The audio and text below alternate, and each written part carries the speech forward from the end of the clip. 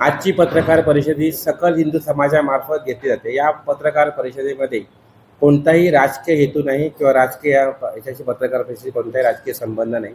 सकल हिंदू समाज एकत्र येऊन जो सरफराज खाजा गेली 35 वर्ष गोमांसाची वाहतूक करून तो सावंतवाडीत आणून त्याची विक्री करत होता, त्याने आज तगायत ते मांस कोणाकोणाला विकलं, त्याचं मुख्य मार्केट कुठे होतं, त्याच्या मागचे सूत्रधार कोण होते, याबाबतची पोलिसांनी चौकशी करणं गरजेचं होतं। जे पोलीस API आहेत, सहाय्यक पोलीस निरीक्षक संजय कातिविले, त्यांनी चांगल्या प्रकारे काम केलं। त्यांच्या कामाबद्दल कुठेही माझा वाद नाही। त्यांनी संबंधित आरोपीला 4 दिवसाची पोलीस कोठडी मिळवली। त्यानंतर ते त्याला बेळगावला घेऊन गेले, ज्या ठिकाणी अधिकृत त्यांचा लायसन्सधारक कारखाना आहे, कत्तलखाना आहे। त्या कत्तलखान्यात जाऊन त्या या संबंधित इसमाने आपल्याकडनंच ते गोमांस नेलं असं संबंधिताचा कबुली जबाब घेतला आणि आज तगायत तो पोलीस कोठडीत आहे। इथपर्यंतचा विषय ठीक आहे। त्यानंतर त्याच्या बहिणीने आमच्या काही हिंदू रक्षकांना त्यांच्या घरी जाऊन धमकावण्याचा प्रयत्न केला। त्यानंतर पोलीस स्थानकात येऊन तिने जो धिंगाणा घातला, संबंधिताने मला विनयभंग करण्याचा प्रयत्न केला, दांडा घेऊन मारण्याचा प्रयत्न केला, अशी खोटी फिर्याद देण्याचा जो प्रयत्न केला आणि ती खोटी फिर्याद घेतली गेली नाही म्हणून वरिष्ठांकडून दबाव आणण्याचा प्रयत्न केला, त्याबद्दल आज आक्षेप नोंदवण्यासाठी ही पत्रकार परिषद आहे। आमच्या समाज बांधवांना, आमच्या हिंदू बांधवांना चुकीच्या पद्धतीने जर गोवण्याचा प्रयत्न झाला तर सकल हिंदू समाज रस्त्यावर उतरेल आणि त्यानंतर जो भयंकर परिणाम होतील त्या परिणामाची जबाबदारी पोलीस प्रशासनाला घ्यावी लागेल। कारण आज तगायत हिंदू समाज शांत होता। सावंतवाडी शहरातच नव्हे, संपूर्ण सिंधुदुर्ग जिल्ह्यात अनेक मुस्लिम लोकांची हॉटेल्स आहेत। त्या हॉटेलना ते गोमांस जातं का, याबाबतही मी साशंकता व्यक्त केली नाही। असं असताना देखील आज तगायत एकाही मुस्लिम संघटनेने त्यांचा निषेध केला नाही की अशा प्रकारे हे करतात, यांना आम्हाला कोणत्याही प्रकारचा त्यांना पाठिंबा नाही किंवा या लोकांना आम्ही आजपासून आमच्यात त्यांना गृहीत धरू नये, असा कोणताही आज तगायत त्यांच्याकडनं संदेश आलेला नाही। आमची एकच मागणी आहे, जो कोण याने हे कृत्य केलेलं आहे ते कृत्य निषेधार्ह आहे, त्याला कोणत्याही प्रकारे पाठीशी घातले जाऊ नये आणि ज्याने हे कृत्य केलं आहे त्याला या जिल्ह्यातनं तडीपार केलंच पाहिजे। कारण एक वेळा नाही, असे अनेक वेळा त्याच्याकडनं या घटना घडलेल्या आहेत आणि त्यांनी खुलेआम सांगितलं आहे की मी गेली 35 वर्ष हा धंदा करतो। त्याचे वय किती आणि तो 35 वर्ष धंदा करतो, म्हणजे तो 35 वर्ष ते मांस आणून विकतोय, तो कोणाकोणाला विकतोय? आमचे हिंदूनी ते मांस खाल्लं नाही ना। आता आम्हाला किळस वाटायला लागलाय की आमच्या शेजारी असलेली मुस्लिमांची हॉटेल आम्ही तिथून कधी ना काहीतरी घेऊन जातोय, त्यामध्ये गौमांस होते की नाही हे आम्हाला आता साशंकता निर्माण झाली आणि आम्ही आता ठरवलंय की अशा हॉटेलमध्ये जायचं की नाही हा आता प्रत्येकाने स्वतःला विचारण्याचा प्रश्न निर्माण झालेला आहे। त्यामुळे माझं एकच सांगणं आहे की माझ्या ज्या हिंदू रक्षकांनी जे गोमांस पकडलं ते आव्हान म्हणून स्वीकारून पकडलं। कारण त्याच्या घरावर जेव्हा पोलिसांनी छापा टाकला त्यावेळी त्याच्याकडे चिकन आढळून आलं। ते चिकन कसं आढळून आलं, त्याला कोणी टिप दिली होती की बाबा हे असं असं होणार आहे, तुझ्यावर छापा पडणार आहे, त्यानंतर त्यांनी सगळं ते बदललं आणि हे आव्हान त्यांनी स्वीकारून आमच्या समाज बांधवांनी असू दे, हिंदू बांधवांनी असू दे, गोरक्षक संघटनेच्या कार्यकर्त्यांनी असू दे, हा एक सापळा रचून त्याला ताब्यात घेतलं आणि पोलिसांच्या स्वाधीन केलं।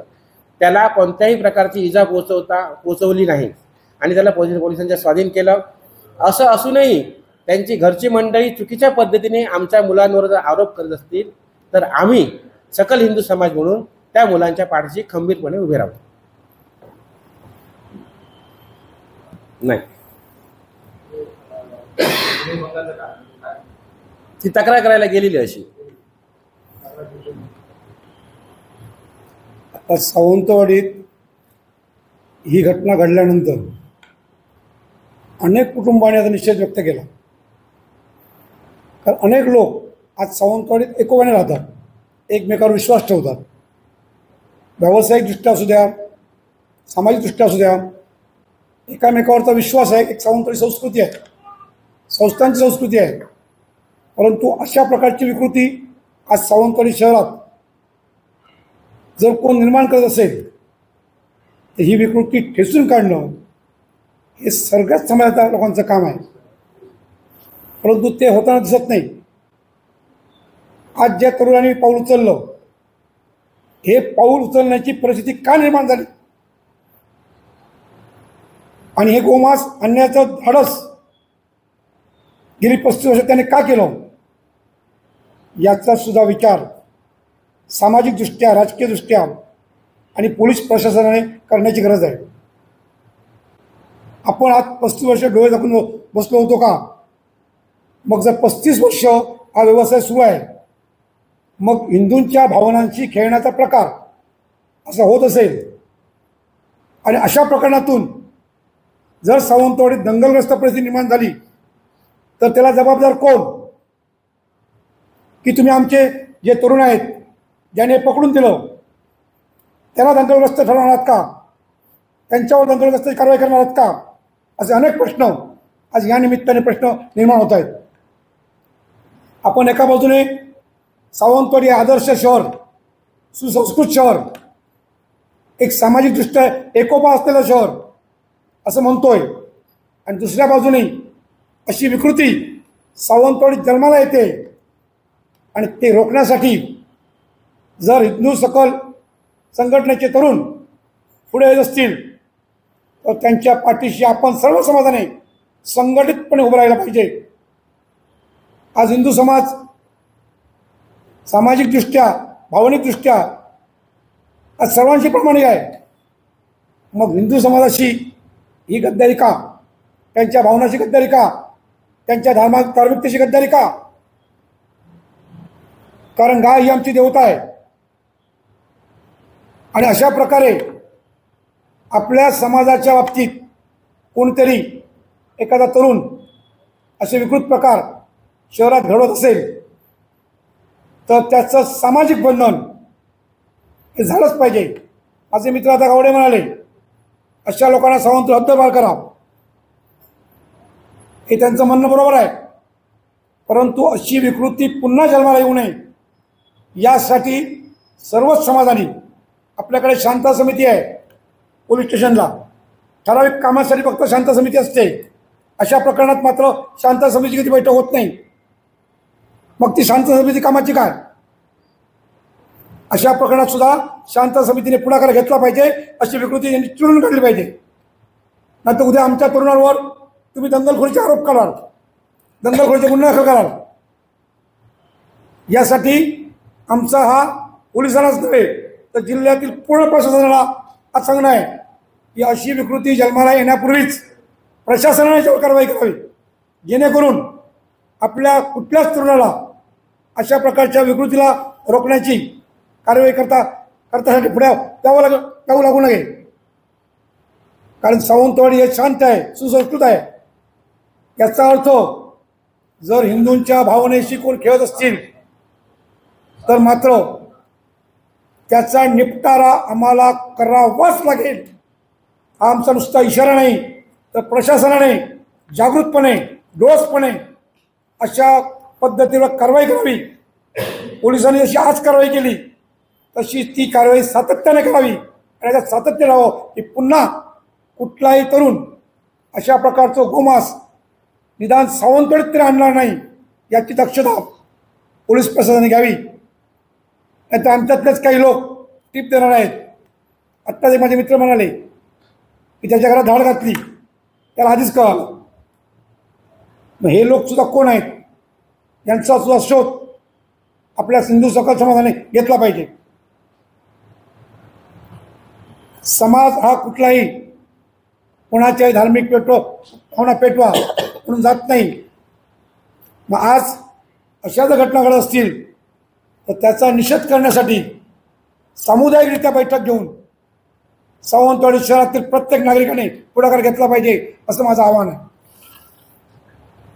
सावंतवाडीत चाललंय त्यामागे ही तरुण पिढी आज खंबीरपणे उभी आहे आणि आज कोणतरी परजातीतील किंवा परधर्मातील व्यक्ती त्या व्यक्तींवर येऊन जे काही गुन्हे दाखल करत आहेत त्यासाठी आज आम्ही स्त्रिया रणरागिणी बनून ह्या सर्व पुरुषांच्या मागे खंबीरपणे उभ्या राहू आणि पुढच्या वेळी आपण स्त्री काय म्हणतो की गाय ही गोमाता आहे, आपण तिची पूजा करतो आणि ती वाचवण्यासाठी आज प्रत्येक सावंतवाडीतली स्त्री प्रत्येक घरातनं खंबीरपणे ह्या सर्व पुरुषांच्या मागे उभी राहील.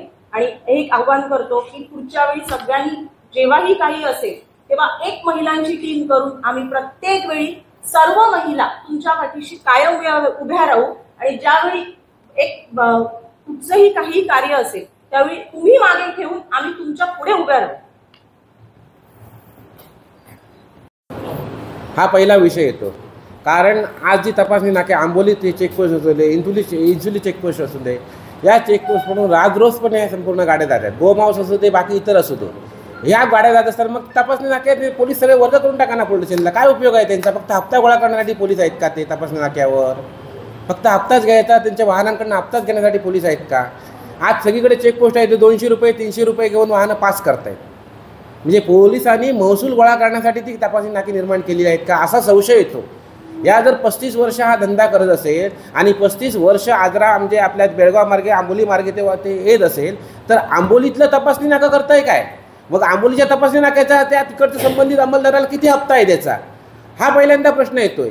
इतर साधा कोणी जात असेल त्याला तुम्ही चेक पकडतात, साधी नुसती यावर कारवाई करतात. मग एवढं मोठ्या प्रमाणात माऊस घेत असताना माणूस तुमच्या कसा नजरेत येत नाही?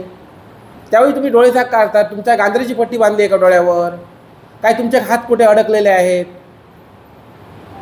पोलिसांनी याची उत्तरं द्यायला पाहिजेत. ही मुलं आज हे काय करतायत? ते तुम्हाला जमत नाही म्हणून आमची मुलं करतायत. हे काम तुमचं आहे, हे आमच्या काम मुलांचं नाही आहे. आमच्या मुलांचे आयुष्य आम्हाला बर्बाद करायचे नाहीत. हे काम तुम्ही केलं पाहिजे. गव्हर्नमेंटचा पगार तुम्हाला मिळतोय आणि पुन्हा उलट होऊन आमच्या मुलांना आरोपी बनवायचं, त्याला त्रास द्यायचा, हा कुठचं नाही. जे तुम्हाला काम जमत नाही ते आमची मुलं करतायत. तुम्ही करा ना. उद्यापासून आमची सगळी मुलं बंद करतील. तुम्ही सगळ्या गाड्या पकडा.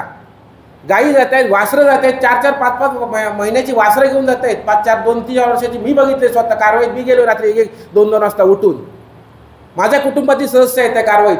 मला माहिती आहे काय आहे ते. आमच्याकडे गोमातेला राज्यमातेचा दर्जा दिला आहे. हिंदुत्ववादी आम्ही म्हणून सांगतोय आणि हिंदुत्ववादी म्हणून सांगतोय आणि आमच्या बहुसंख्य हिंदुत्व असणाऱ्या लोकांना तुम्ही गोमांस आणता सावंतवाडी शहरात. सावंतवाडी शहरात राहण्याचा त्याला नैतिक अधिकार नाही. त्याने इकडनं आपला गाशा गुंडाळायला पाहिजे असं माझं मत आहे. असं कृत्य करत असेल तर त्याने गाशा गुंडाळायला पाहिजे. सावंतवाडी शहरात राहायचं असेल तर हिंदू धर्माचं पावित्र्य राखूनच राहायला पाहिजे. हिंदू धर्माचं पावित्र्य राखणार नाही त्याला सावंतवाडी शहरात या संस्थांच्या बापूसाहेब महाराजांच्या शहरात राहण्याचा नैतिक अधिकार नाही. मग मुलं रस्त्यावर उतरून काहीतरी केलं आणि कायदा सुव्यवस्थेचा प्रश्न बिघडला तर सर्वस्वी त्याला पोलीस प्रशासन जबाबदार राहील. यापूर्वी सुद्धा स्वराज्य संघटनेच्या कार्यकर्त्याने जीवावर बेतून गायी पकडून दिल्या आणि सावंतवाडी पोलीस स्टेशनला त्या गायी घेऊन आले आणि पोलिसांनी ताब्यात दिले. काय झालं? त्यात पहिला मुख्य आरोपी करायचा मला प्रयत्न केला, परंतु मी सुदैवाने वाचलो ओळख पुराणमुळे. आमचे जे सहकारी होते 5 जण, त्यांच्यावर पोलिसांनी गुन्हे दाखल केले. म्हणजे गाई पकडून देणारे गुन्हेगार आणि गाई घेऊन जाणारे, ही पोलिसांची पद्धती असेल.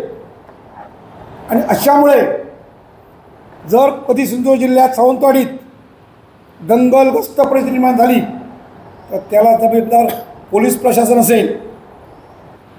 आम्ही इथे आजच सांगतोय, आम्ही सामाजिक भावना, आमची हिंदुत्वाची भावना आम्ही जपतोय.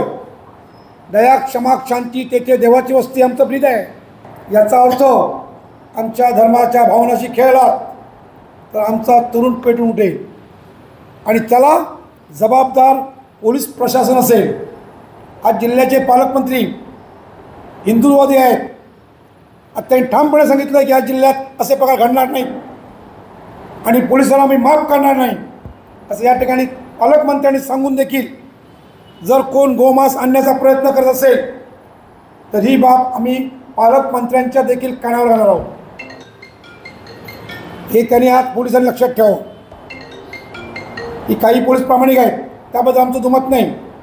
पण पोलिसांमध्ये काही असे लपलेले हप्त्यासाठी बसलेले काही लोक आहेत की ते लोक यांना लपून प्रोत्साहन देत आहेत. पालकमंत्री साहेबांनी गांधी चौकातल्या जाहीर सभेत सांगितलं आहे की हे प्रकार मी पालकमंत्री असताना पुन्हा राहणार नाही. मग हे प्रकार कसे काय घडले?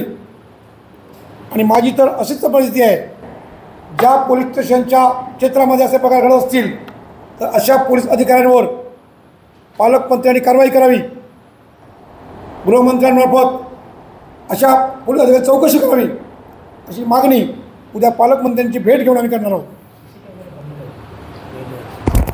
एकाही तरुणाला ह्यापुढे जर काही त्रास झाला प्रशासनातर्फे, एकाही तरुणाला किंवा कोणालाही ह्यापुढे जर त्रास झाला तर एका तरुणामागे आम्ही 500 बायका उभ्या राहू.